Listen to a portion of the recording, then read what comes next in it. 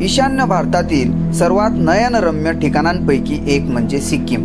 दैनंदिन कष्टाच्या थकव्यापासून मुक्त होण्यासाठी आवश्यक ते सर्व घटक त्यात आहेत, कारण ते अतिशय सुंदरपणे स्थित आहे आणि आश्चर्यकारक नैसर्गिक सौंदर्याने नटलेले आहे। सिक्कीममध्ये सुट्टीवर असताना आपण या प्रदेशातील चित्तथरारक दृश्यांव्यतिरिक्त हिमवर्षावाच्या सौंदर्याचा आनंद घेऊ शकता।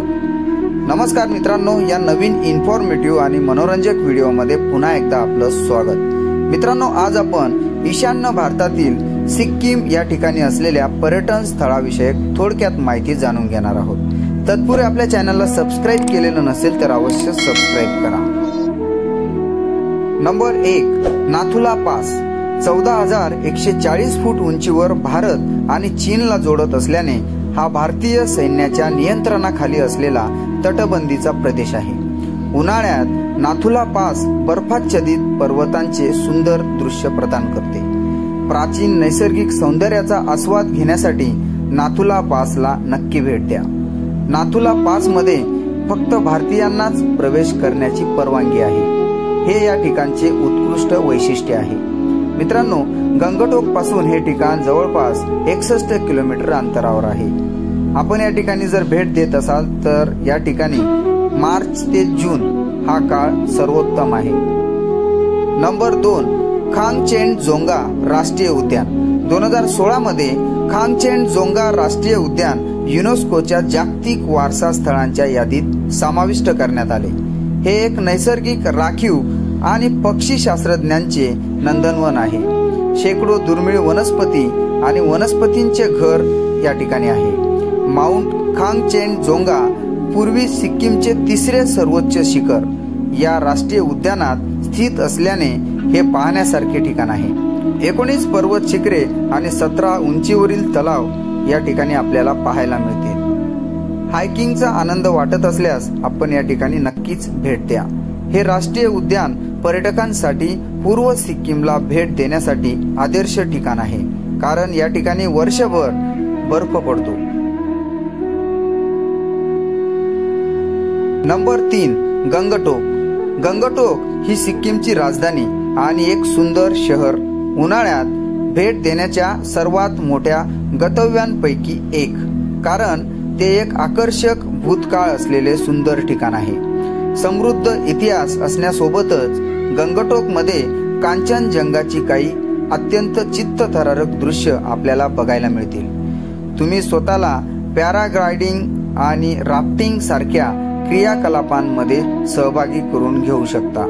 मित्रांनो, तुम्हाला उन्हाळ्यात बर्फाच्छादित शिखरे जवळून पाहण्याची संधी या ठिकाणी मिळेल। सिक्कीम पासून हे पर्यटन स्थळ जवळपास 74 किलोमीटर अंतरावर आहे। या ठिकाणी भेट देण्याचा सर्वोत्तम काळ म्हणजे सप्टेंबरच्या अखेरीस डिसेंबरच्या मध्यापर्यंत। नंबर 4, पेलिंग। 7,200 फूट उंचीवर असलेले पेलिंगचे चित्तथरारक दृश्य अवर्णनीयपणे सुंदर आहे। यामुळे हिमालयाच्या पायथ्याशी असलेले स्थान पश्चिम सिक्कीम मधील हे गाव कांचनजंगा पर्वताच्या चित्तथरारक दृश्यांसाठी प्रसिद्ध आहे।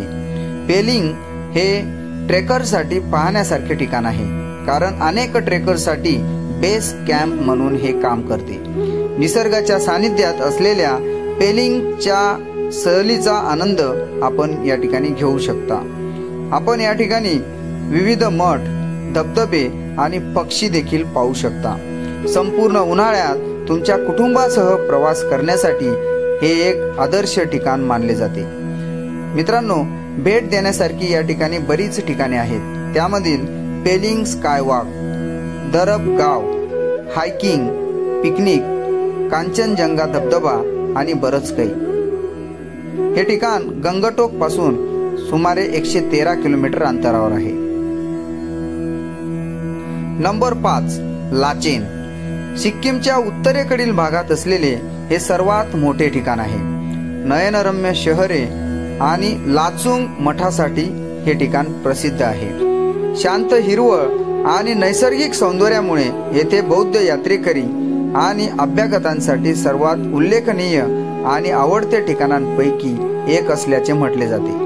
लाचेन हे कमी गर्दीचे सुंदर सुट्टीचे ठिकाण आहे, जे विशेषतः आदरणीय गुरु डोंगर मार आणि स्तो-स्लामू तलावाचे प्रवेशद्वार म्हणून प्रसिद्ध आहे। लाचेन या ठिकाणी आपण बौद्ध मठ व गरम पाण्याचे झरे पाहू शकता। सिक्कीमचे हे मोहक शहर त्याच्या विपुल हिरवाईसाठी प्रसिद्ध आहे। मुख्यतः कुरण आणि झुडपे तसेच सफरचंदाच्या बागांनी बनलेले आहे। गंगटोक पासून हे ठिकाण जवळपास 114 किलोमीटर अंतरावर आहे। Number 6 Yumthang valley. सिक्कीम मधील युमथांग व्हॅली हे अतिशय सुंदर ठिकाण आहे। याला व्हॅली ऑफ फ्लावर्स असे देखील म्हटले जाते।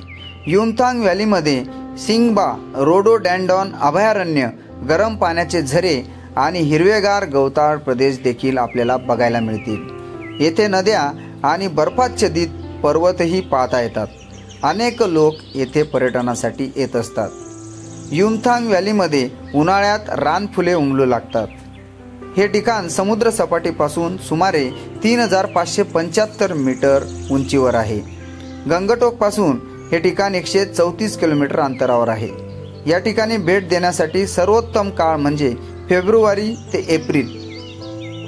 नंबर 7 रावंगला। सिक्कीम मधील लोकप्रिय डोंगरी शहरांपैकी एक म्हणजे दक्षिण सिक्कीम मध्ये असलेले रावंगला। या शहरातील प्रत्येक गोष्ट सुट्टीतील लोकांना आकर्षित करते। उन्हाळ्यात तुमच्यासाठी सर्वोत्तम पर्याय या ठिकाणी उपलब्ध आहेत। ध्यानी मठापासून ते धबधब्यांपर्यंत।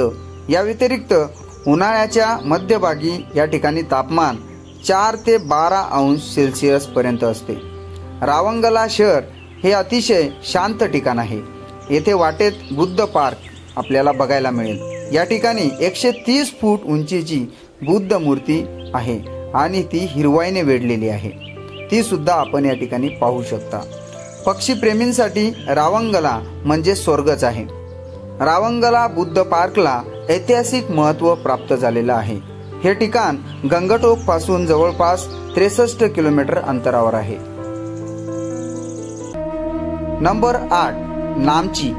नामची दक्षिण सिक्कीमची राजधानी, सिक्कीमची सांस्कृतिक राजधानी म्हणून नियुक्त करण्यात आली आहे। हिमालयात वसलेले हे एक नैसर्गिक पर्यटन स्थळ आहे। सुमारे 1315 मीटर उंचीवर असलेले हे गाव भव्य वैभवाने नटले आहे। नामची या स्थळी तुम्हाला 4 प्रमुख हिंदू देवस्थाने पाहायला मिळतील। हे दक्षिण सिक्कीम गाव आपल्या धार्मिक प्रसादामुळे अनेक पर्यटकांना या ठिकाणी आकर्षित करते। जर तुम्हाला उन्हाळ्यात दक्षिण सिक्कीमला जायचे असेल तर नामचीच्या नैसर्गिक सौंदर्याचा आणि अध्यात्माचा आनंद नक्की घ्या। हे ठिकाण सिक्कीम पासून जवळपास 77 किलोमीटर अंतरावर आहे। मित्रांनो, सिक्कीमचे पर्यटक गंगटोक पासून फक्त 124 किलोमीटर अंतरावर असलेल्या पायोंग विमानतळाऐवजी पश्चिम बंगालमधील बागडोगरा विमानतळावर उड्डाण करू शकतात। पश्चिम बंगालमधील 2 रेल्वे स्थानके जी सिक्कीमच्या सर्वात जवळ आहेत ती म्हणजे न्यू जलपाईगुडी आणि सिलीगुडी। गंगटोक पासून या रेल्वे स्थानकांचं अंतर जवळपास 114 किलोमीटर एवढे आहे। तर मित्रांनो, ईशान्य भारतातील सर्वात नयनरम्य ठिकाणांपैकी एक असलेल्या सिक्कीम पर्यटन स्थळांविषयक थोडक्यात माहिती आपल्याला कशी वाटली कमेंट मध्ये नक्की सांगा। जर आमचा व्हिडिओ आपल्याला आवडला असेल तर आमच्या चॅनलला अवश्य सबस्क्राईब करा। भेटूया अशाच नवीन इन्फॉर्मेटिव्ह आणि मनोरंजक व्हिडिओमध्ये। तोपर्यंत धन्यवाद। जय हिंद, जय महाराष्ट्र।